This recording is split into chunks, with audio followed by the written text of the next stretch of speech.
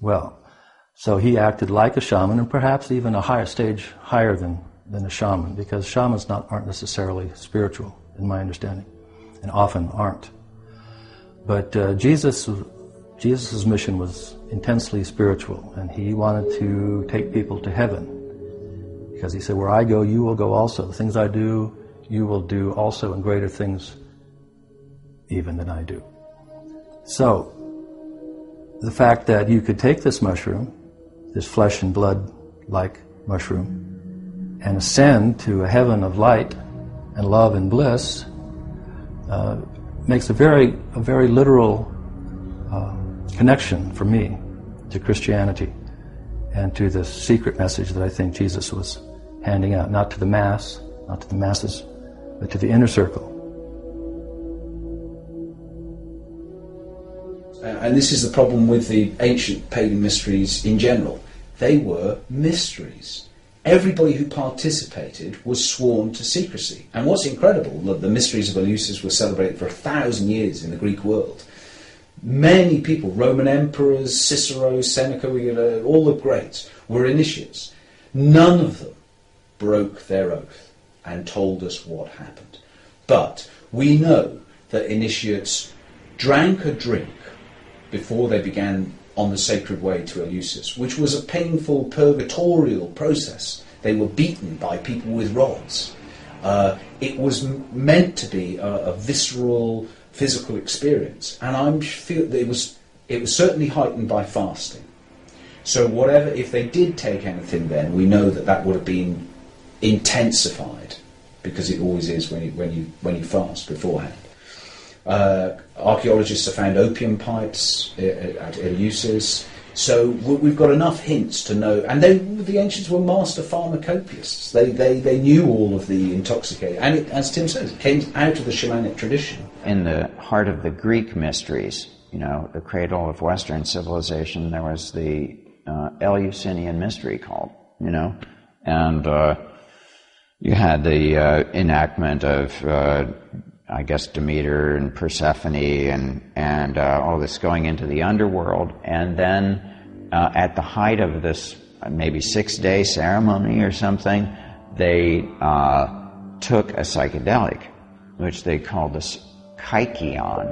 There is an illustration. It's used on Robert Graves' Greek myths, which is one Maenad, who were the female followers of Dionysus, holding up a mushroom. Yeah. So there are numerous hints that this was going on. I wouldn't be at all surprised if it's... I'd go further. I'd say I'd be surprised if it wasn't true. Yeah. What we can't say, and the reason that Peter and I haven't pushed it in our research, is because if you're coming out and saying that Jesus doesn't exist, it's such a confronting thing for most people that we've tried to keep to everything we can absolutely meticulously back up. But here is another possibility which others have looked into much more deeply than we have, and yet really, it would be such a surprise to see such a powerfully transformative process going on that didn't draw on this in some way, because they didn't have the same taboos which we've now got around changing consciousness. Yeah. And now you can look at Socrates' whole allegory of the cave and things like that, and you can, where people were just being in their cave and noticing the shadows and thinking that was the world, and then somebody turned around and they went outside and they saw the sun, and it's like, oh my God, he came back and wanted to tell all of his friends about it, and they absolutely wouldn't look toward the light, no matter what he did.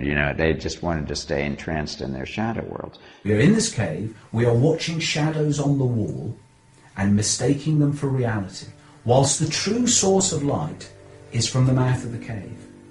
And Plato even says, what would happen if a wise person came from the sunlight into the cave and said to people, look, you're just looking at shadows, this is not the real world? And then he says they would probably kill him. So they say basically that's what happens with the mystic, and they've seen the light in a sense, and they're trying to tell their brothers and sisters, about the reality of their own sort of higher dimensions.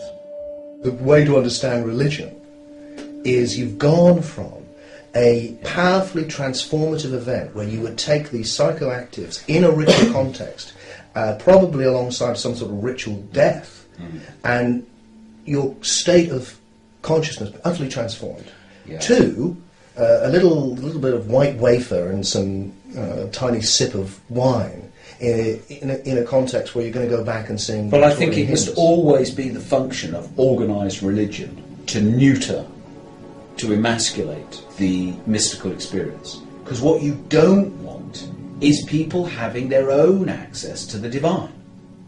So if people are taking a divine and then having their own personal act, they don't need you. The whole point of organised religion is to mediate the divine. They are the intermediaries between you and God. That's the way organised religion works. So it must always, and I think it happened in Hinduism with Soma. We were looking at the fly agaric mushroom, at which Gordon Wasson believed was the Soma. But at any rate, whatever Soma is, and I don't believe it's the Muskimo, I really don't. I believe it's more like psilocybin, or Steve Hager has even said it's cannabis. You know, if you read about it, it's like obviously cannabis. So at any rate, it was some kind of psychedelic, and it was a way for them to basically make contact with the divine.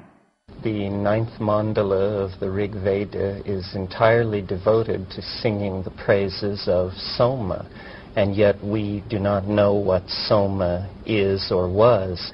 R. Gordon Wasson spent a considerable portion of his life researching this problem and reached the conclusion that Soma was Amanita muscaria, a mushroom that is symbiotic to pine and birch trees throughout much of the North Temperate Zone.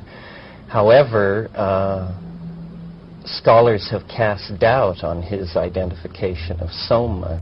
It's quite possible that there were several different psychoactive plants used in sacramental forms in ancient India. In the most developed forms of Vajrayana Buddhism, the Amrita that was used was called Panchamrita, which means the fivefold Amrita. So there were 5 separate plants, I think. In the literature, in the scriptures, we're told of 5 different meats: horse, cow, dog, elephant, and man, the great meat. But I believe that these were different plants, and that when you had the fivefold elixir to drink, and you also ate in ritual context, ate a bite of each of the 5 meats, I think that was really drinking a concoction of 5 different plants and eating a little of the raw plant. And I believe that they were all different psychoactives. Some sort of plant substance was prepared and ingested by a priesthood who then used the ecstatic experience induced by that plant as the basis for all of their metaphysical and philosophical speculations on the nature of the universe. If you read the Rig Veda, all the Vedic hymns, out of 1,000